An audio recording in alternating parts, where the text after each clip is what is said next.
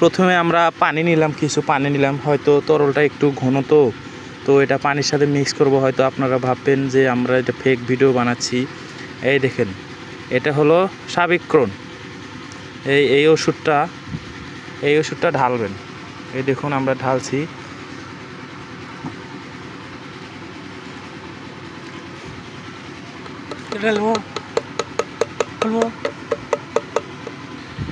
আর একটা ওষুধ, সেটা হচ্ছে ক্যারাটে। এটা ওই যে মাজরা পোকা আমাদের যেটা বলে, মাজরা পোকা দমনের জন্য এটা দিবেন। এটা পানির ভিতর দিবেন। এই যে আমরা দিচ্ছি, এই দেখুন, এটা একটা খুবই পাওয়ারফুল ওষুধ।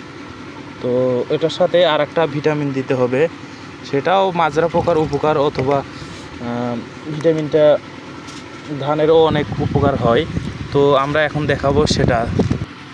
এটা V2, এটা ধানের ভিটামিনের জন্য মানে কার্যকরী এবং মাজরা পোকা দমনের জন্য কার্যকরী। তো আমরা এগুলো সব একত্রিত করব, করে মিক্স করব।